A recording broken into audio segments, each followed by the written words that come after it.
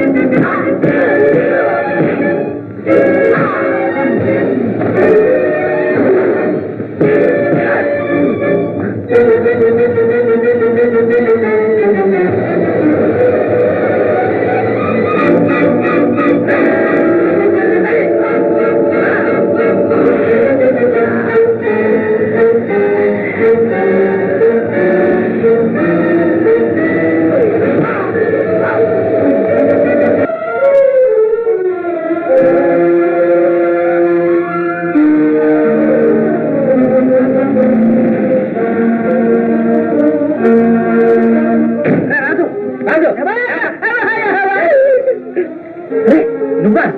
ఏమిటనయ్యా? ఎవరది?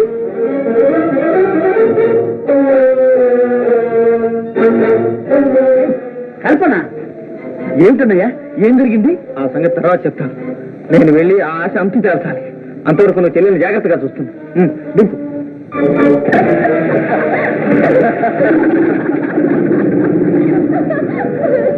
ఆశ ఎంత మోసం! రాదు, ముందు కలుపుతున్న దింపు. వద్దు వద్దు, టైం లేదు. నువ్వు కూడా కాదు. ఎందుకురా? ముందు కాదు చెప్తాను.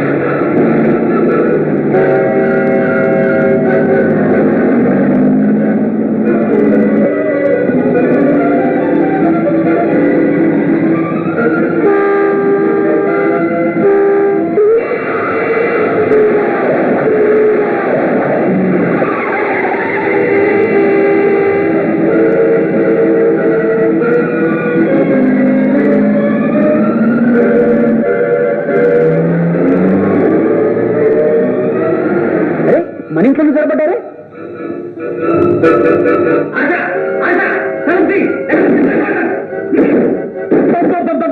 ఎవరయ్యా అది? అర్ధరాత్రి పూట మంచి మర్యాద లేకుండా ఏమిటి గొడవ? గోపాలం, నువ్వెక్కడ అనుకున్నావు? అదేం ప్రశ్న? ఎవరింట్లో వాళ్ళు ఉంటారు. మోసం. ఎవరో హోటల్ వాళ్ళకి అమ్ముతున్నారు చూసా? ఇల్లు చవకగా పోతుంది, ఇంకొకరెందుకు, నేనే బాగుపడదామని కొన్నాను. ఏం తప్ప? చేసిన మోసం చాలకి చెప్పుకోవటం. ఇలా తాటుగా మోసం ఎంత తిన్నాం? ఆ వివరాలన్నీ నీకు నేను చెప్పాల్సిన అవసరం లేదు. మర్యాదగా బయటికి దయచేయండి. వచ్చిన పని అన్నీ సచ్చినా వెళ్ళను. ఏదో మతగ ఏది ఆ రాక్షసి ఆశ ఎక్కడ రాకుండా బయటికి రమ్మను. దాక్కోవలసిన కర్మ దానికేమి? ఆశ నా కూతురు. ఆశ నీ కూతురా? ఆ వదలాడి నీ కూతురా? నీలాంటి ఆషాఢభూతి కడుపును పట్టుబట్టే స్వామిద్రోహం చేసింది. ఒక వంక నాతో నాటకం ఆడుతూనే ఆనంద్ గారితో సాగా. ఆవేశంలో వాయు వరుసలు తప్పించవద్దు. ఆనంద్ ఎవరో తెలుసా? సాక్షాత్ ఆశకు తోడబుట్టినవాడు, నా కుమారుడు. ఆనంద్ నీ కొడుక? ఎంత మోసం గోపాలు! ఇంత నాటకం ఆడతావా? వాళ్ళిద్దరూ తోడుదొంగలు, కొంచెం జాగ్రత్తగా ఉండమని నా దగ్గర కలవని హెచ్చరిక చేస్తావా? ఇంత మోసం చేసి నిన్ను ఊరికే పని ఉన్నాను.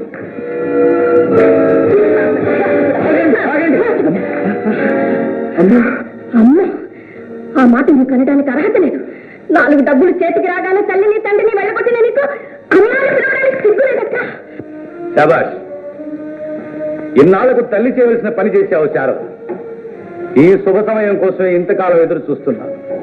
ఇక మన బిడ్డల భవిష్యత్తుకి ఏ కొరత లేదు. నిజమే, మీరు కళ్ళు తెరిపించారు. ఇంకా భయం లేదు.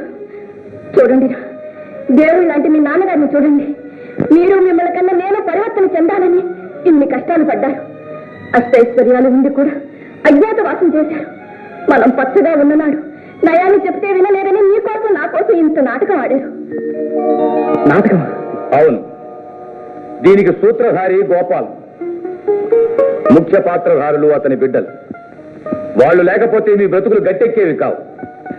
చంద్రం, పగ్గాలు లేని వయస్సులో నీలాంటి వాళ్ళు పరుచు పిల్ల కనబడగానే వ్యామోహంలో పడి చెడిపోతారు.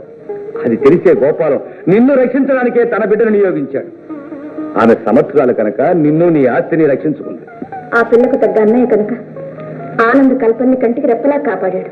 గిరి చేతిలో పడకుండా ఆ సొమ్ములు నగలు జాగ్రత్త చేశాడు. మీ ముగ్గురు కళ్ళు తెరిచారు కనుక ఆ ముగ్గురు మన ఆస్తిని మనకిస్తున్నారు. మంచి కోసం కొంచెం వంచన చేయక తప్పలేదు. నీ డబ్బు దుబారా కాకూడదని బ్యాంకులో వేయలేదు. కల్పన, మీరు గుణపాఠం చెప్పడానికి కొంచెం కటువుగా ప్రవర్తించాను. నన్ను క్షమించు. ఉండండి బాబు. ఆనాడు నాన్నగారు దీన్ని నీకు ఇవ్వబోతే ఆస్తి 6 లక్షలు, అప్పులు 16 లక్షలు వద్దన్నారు. పెట్టి తెరిచి చూసుంటే బాబు గారి వ్యాపారం దివాలా తీసిందో, రెట్టింపు లాభాలు గడిస్తుందో తెలిసిండేది. ఉండండి. వద్దు, నాకెందుకు? పుచ్చుకో. అందులో 25 లక్షల ఆస్తి వివరాలు ఉన్నాయి. బుద్ధిమంతులయ్యారు గనక ముగ్గురు పంచుకోండి. వద్దు నాన్న, వద్దు. మాకు ఇంకా ఏ ఆస్తి వద్దు. డబ్బు కన్నా విలువ ఇంకేదో తెలుసుకున్నాం. నాన్న, ఇవాళ మాకు విలువైనది డబ్బు కాదు, మీరు మీ హితబోధలే. ఆ నిత్య సత్యాలు తెలుసుకుంటే అందరూ బాగుపడతారు.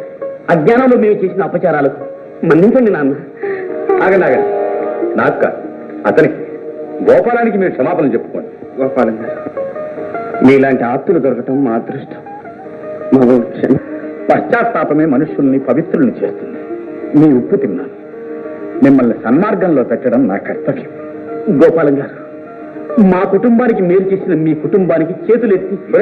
అలా కాదురా, ఆ 2 చేతులతో ఎడాపెడా చెంపలు వాయించుకో. చంద్రం, కల్పన చేసిన తప్పులు క్షమించొచ్చు కానీ నువ్వు చేసిన ద్రోహం మాత్రం క్షమించరాని. నేను వీళ్ళకి ఏం ద్రోహం చేశానన్నా? వాళ్ళకి కాదు, ఈ అమ్మాయికి. కాదు, నువ్వు ఒక్కడవే కాదు, నేను కల్పన కూడా ఈ అమ్మాయికి అన్యాయం చేశావు. కల్పన ఉద్యోగం చేయించింది. నువ్వు తీరని అన్యాయం చేసి ఈ అమ్మాయిని విడిచిపెట్టు. నేను ప్రసూతి కేంద్రంలో ప్రవేశం లేకుండా చేశాను. ఈ అబ్బాయి గిరారు వెళ్ళిన ప్రతి చోట మన వల్లనే అపకారం జరిగింది. అయినా ఉత్తమురాలు గనక పల్లెత్తు మాట అనకుండా బాధలన్నీ భరించింది. నాన్న, తెలిసో తెలియకో ధనమదాంధత వల్ల ఎన్ని కుటుంబాల్లోని వ్యక్తులు ఇలా ఎంతమందికి అపకారం చేస్తున్నారు. అది తెలుసుకుని తప్పు దిద్దుకుంటే చాలు. దిద్దుకుంటున్నాను నాన్న, దిద్దుకుంటున్నాను. ఆనాడు పిరికితనం వల్ల వదిలిపెట్టిన నా బాధ్యతను ఈరోజు ధైర్యంగా స్వీకరిస్తున్నాను. కనుక నన్ను క్షమించవు. నిజం తెలియక పశువులా ప్రవర్తించాను. అనవసరంగా నేను కొట్టాను. నన్ను క్షమించు. పర్వాలేదులేని బావగారు. అయినా నేను తిరిగి కొట్టదలుచుకుంటే మీరు ఏదో మా చెల్లెలు ఉసూరమంటుందని లొంగిపోయారు. ఇంతకీ మేనల్లుడా మేనకోడలా? మేనకోడలి. తెలుసు ఆడబిడ్డ, ఇంటికి లక్ష్మి. అవును, లక్ష్మే బాబు. లక్ష్మీ నివాసానికి లక్ష్మి వచ్చింది.